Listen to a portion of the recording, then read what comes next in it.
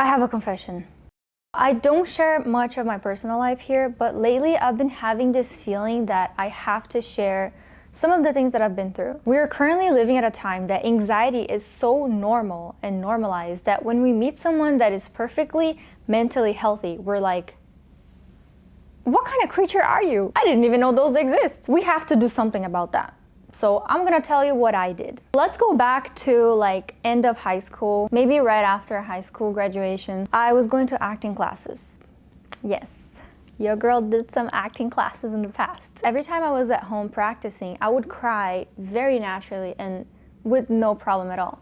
But every time that I would go in front of people, I couldn't cry. I told my teacher about that, and then she put me in a very weird exercise. She made me sit down in front of everybody else at the class and explain to them the hardest experience of my life. So I did that. Maybe that experience can be in another video, but I just told them all.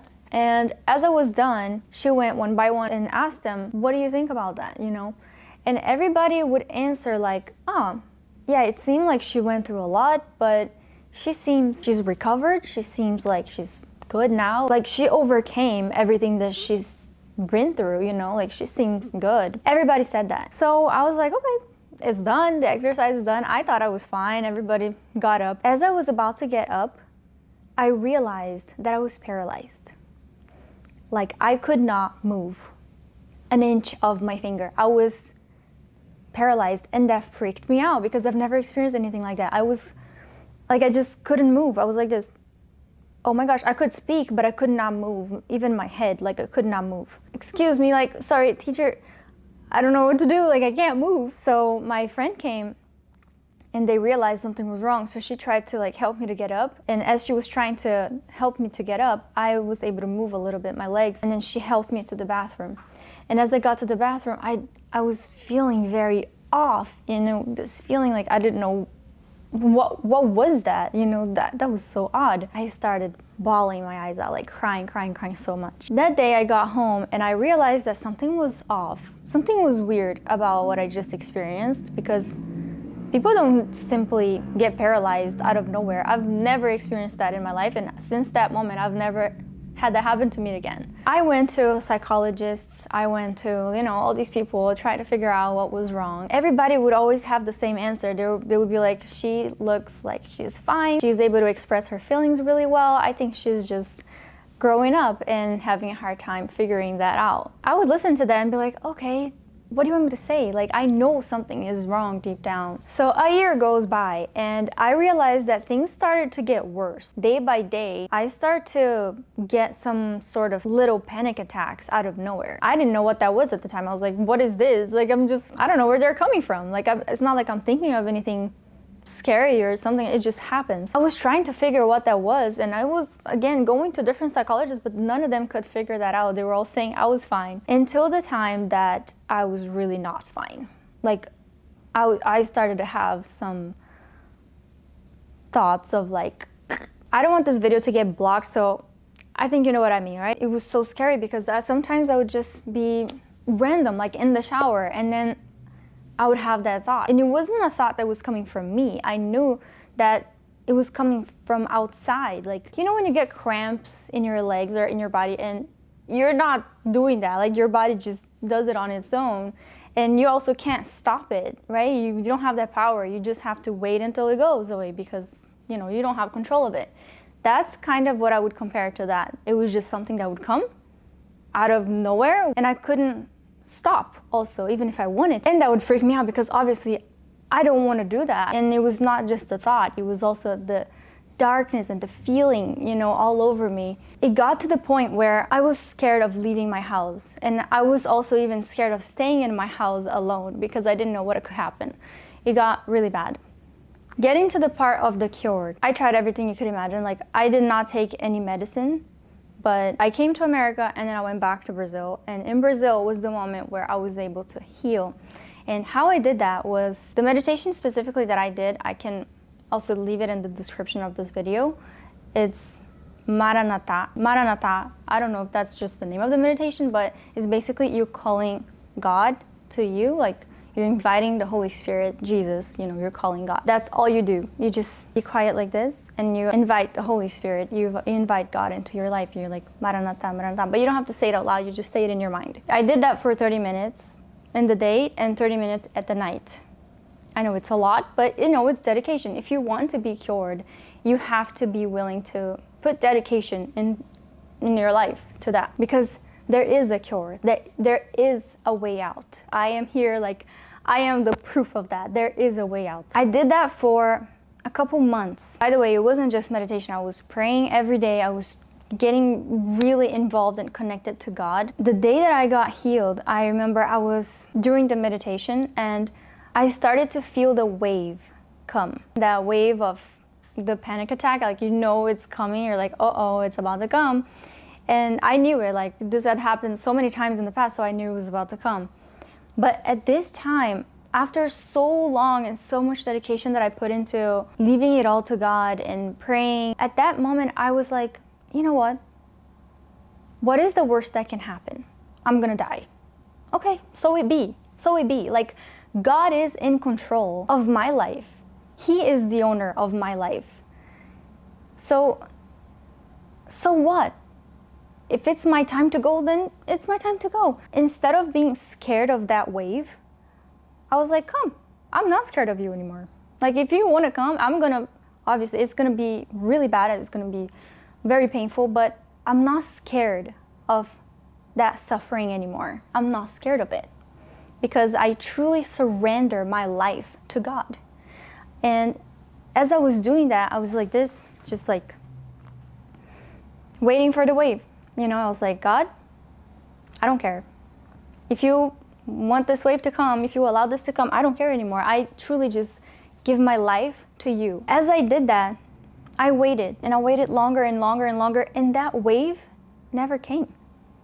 That's weird. Like, that's very different than what I've been through, because this had never happened. Like, every time I see the wave and feel the wave, I know it's coming, and it always comes. But this time it didn't come. And I just kept having that really peaceful feeling over me. I was in peace. I was in such strong peace, and I was feeling so good. And I just kept surrendering. And it was to the point that even though it didn't come, or even if it came, I wouldn't have minded. Like, it was like, it's okay. It's okay, really. Like, if it comes, it's okay. If it doesn't come, it's okay. May my life serve God. Like, however it may be, if it may be through the suffering of going through this or not, like, may it all serve God. That's how I had it in my brain and in my heart at that moment. And it never came. And since that day, it had never came. Like, I've never experienced that again.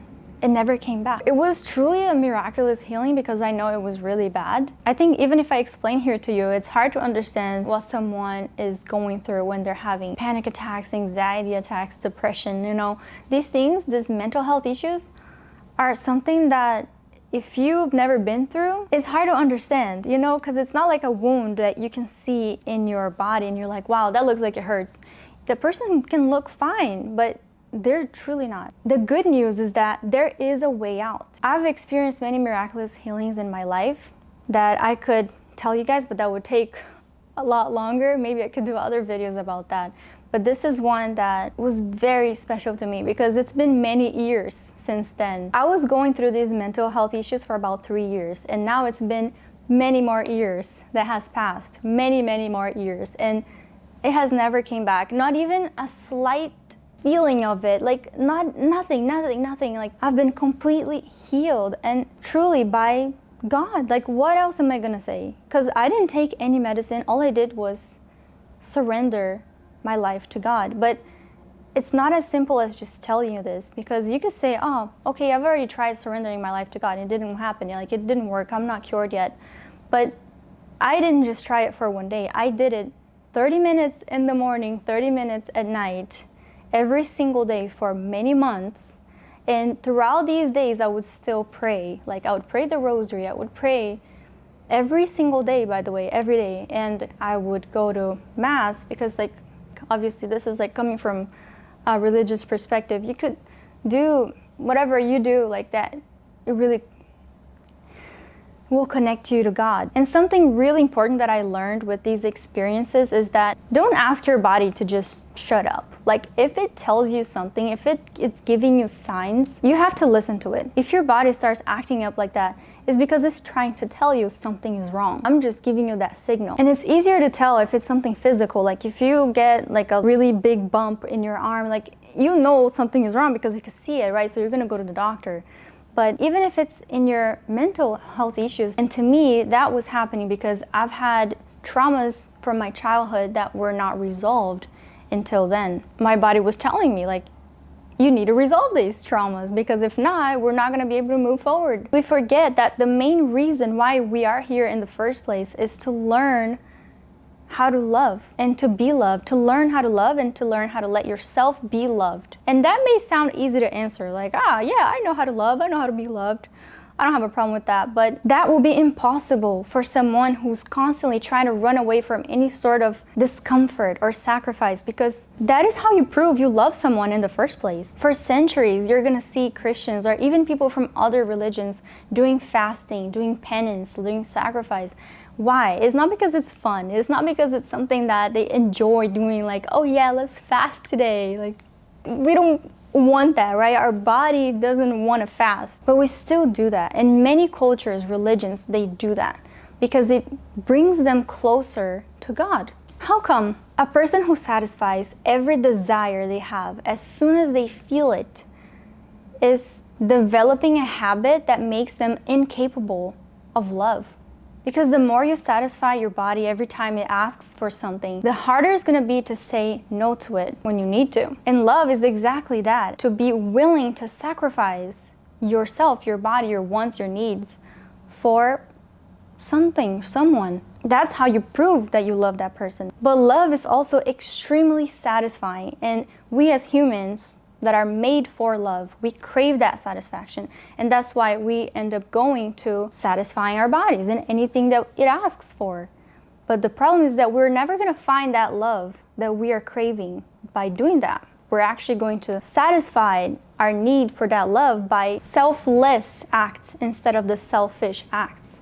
And that's why going back to the fasting is so important when you want to get closer to God, when you want to fight like a spiritual battle or whatever you're going through. I don't know if you believe in like spirituality, but after this story, I mean, and that is the reason why I believe anxiety is so common nowadays. Let's just put it simply. In the past, the song that was top charts was speaking about, put your head on my shoulders, look me in the eyes, baby. The girls would go crazy, and like, yeah, it's still such a good song if you listen to it. Let's pass forward to now. Very recently, the top song in the chart, #1, was speaking about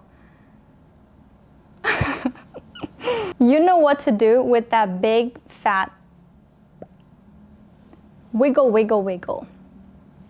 Can you check the difference? And then we ask, why are we so anxious and depressed? This is just one small example. Like, we have countless of examples, and not just in music, but in media and everything. And I'm not gonna lie, like that song, if you listen to it and you don't know English, it sounds cool, it sounds fun, you're like, wow, this is a cool song. It's very deceiving. It's unfortunately not, because these words are going to have an effect in you, in your brain, your body, and in the way you perceive the world. When we have a group of friends and they are all doing the same thing, it's so easy to just do it too, because you look at them and you like them, you think they're cool, and maybe they really are cool, maybe they really are really good people, but that can really take you to a big fall. But there's always a way out. I don't know exactly what you're going through and what made you click on this video when you saw the title, but I want you to know that whatever it is, there is a way out. If I could do it, literally anyone can do it, because, well, you heard it, it was bad. Now it's been many years and not even one trace of that. And since then, I've also experienced many other miraculous healings, like to experience, to see, and to myself and other people too, that were pretty intense. I hope you enjoyed this video. Make sure you give it a like and subscribe to the channel, and I'll see you next time.